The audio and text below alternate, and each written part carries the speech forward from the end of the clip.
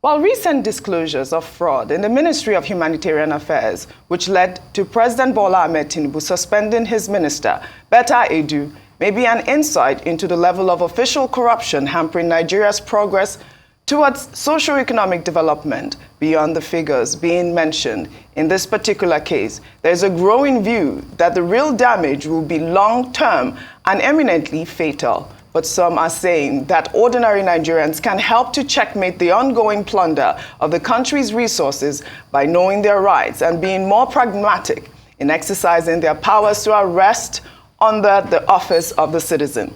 We're now being joined here for a conversation by Malcolm Oseahon, an accountability expert and university lecturer. Good to have you on the morning show, and thank you for joining us. Thank you very much, and thank you for the opportunity to exchange. But let me correct something.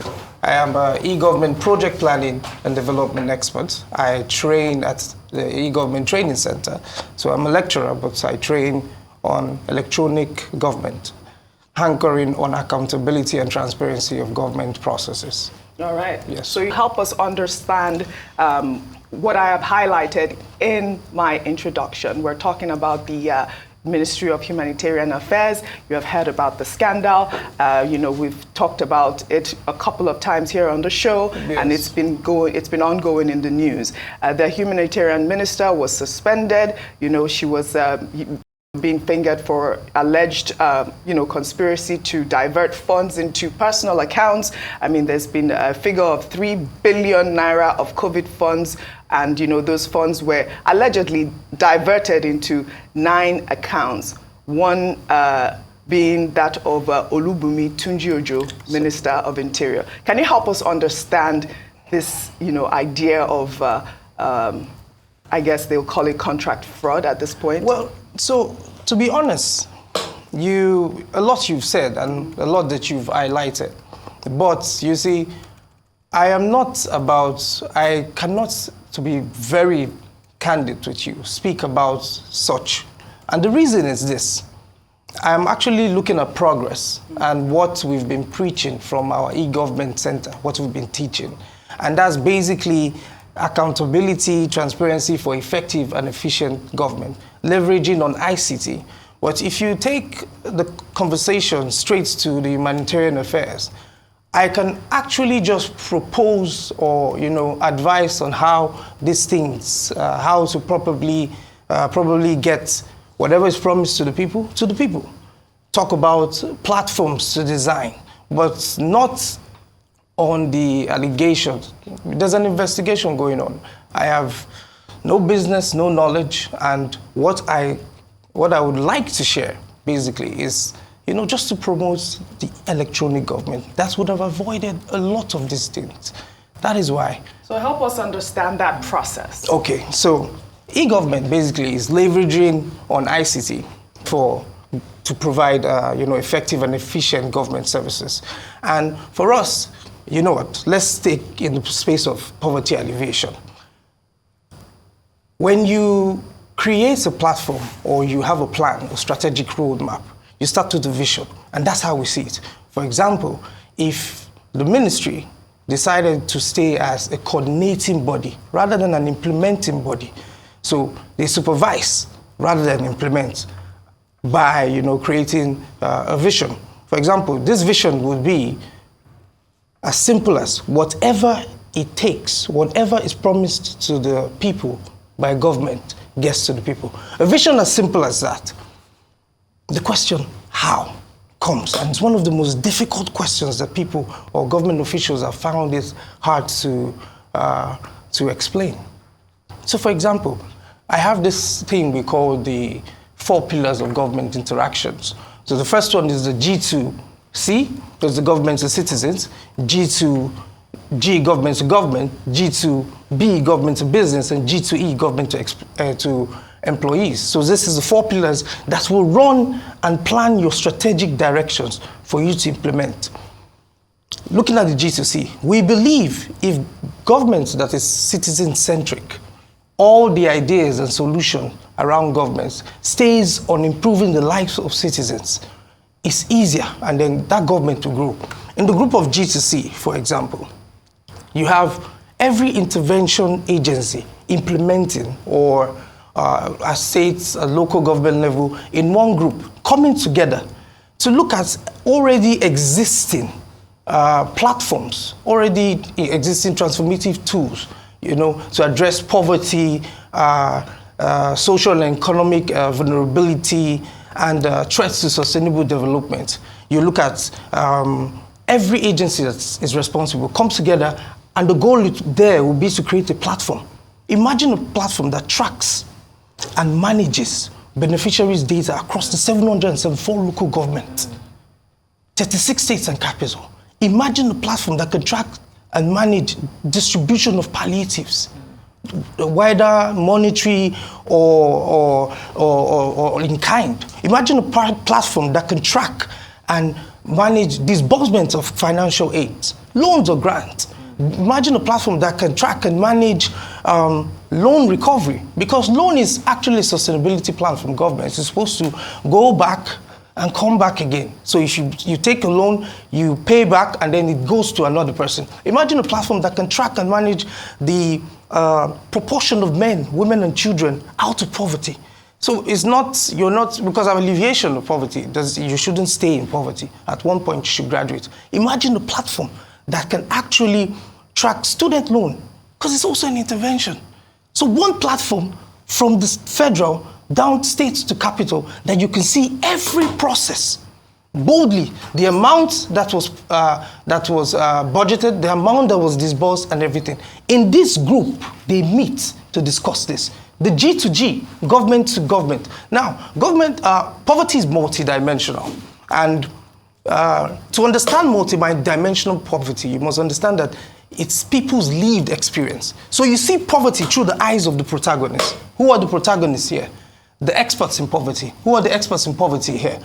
The men and women in those conditions. Those are the ones that will tell you. So if you're in the life of these people in all dimensions, then you are definitely solving that problem.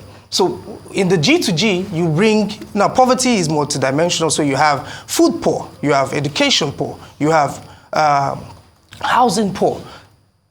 There are various agencies and MDAs that are already mandated to meet these things one way or the other. And so you meet to interact, you meet to agree on the best ways for you to interact, for government processes to be seamless. Then the G to B, government to business. So government to business now, government cannot truly fund poverty alleviation in Nigeria. That's the truth. All right. Yes. Mr. Malcolm, I'd like to come in here because this conversation has come up a lot more following, just like Oji said, yes, the suspension of, the Minister Betta Odu, who was in charge of, such huge amounts for the Humanitarian, Ministry of Humanitarian Affairs.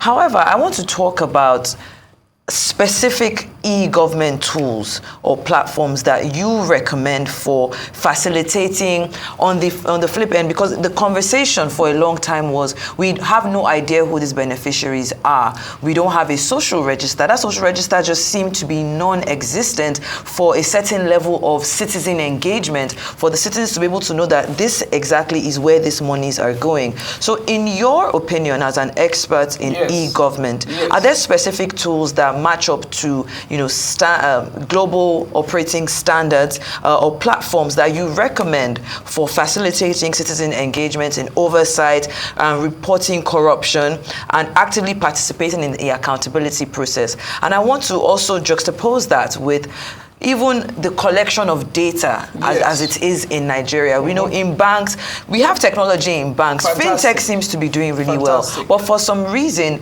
in the Nigerian government ecosystem, yes, ICT and technology seems to be lacking a whole lot. So why do we still have that gap?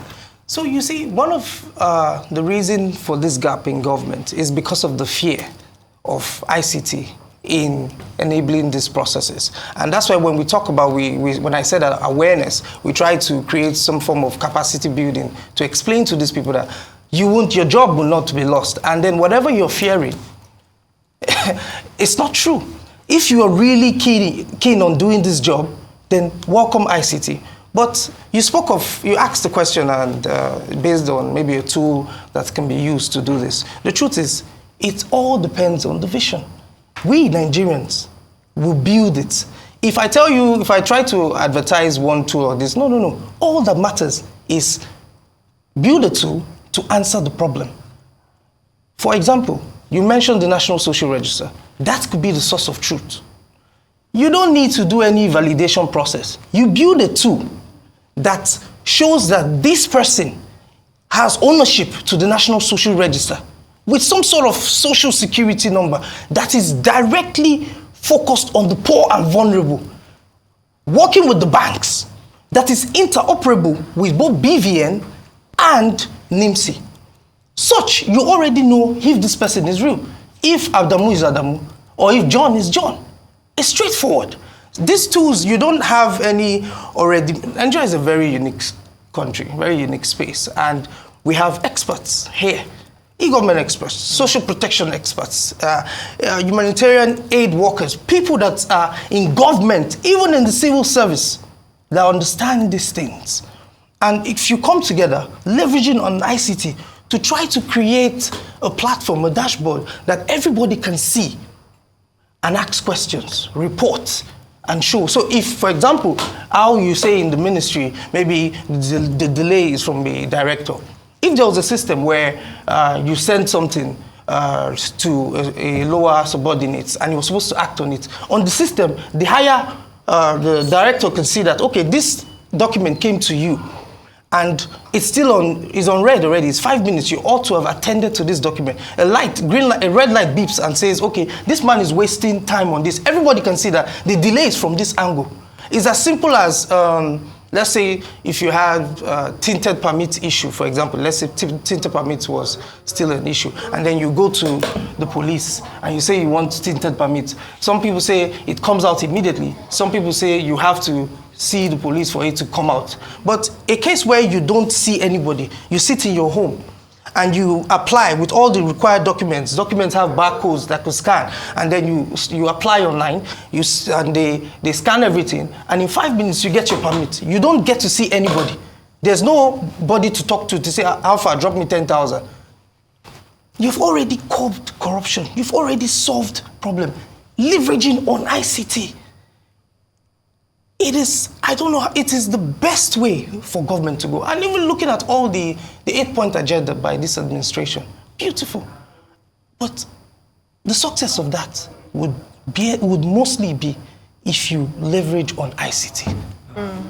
So I want to ask about how realistic this is in the Nigerian landscape, the current landscape we're in. For example, in Borno State, only 2 out of 27 local government areas still have banks that are open, right?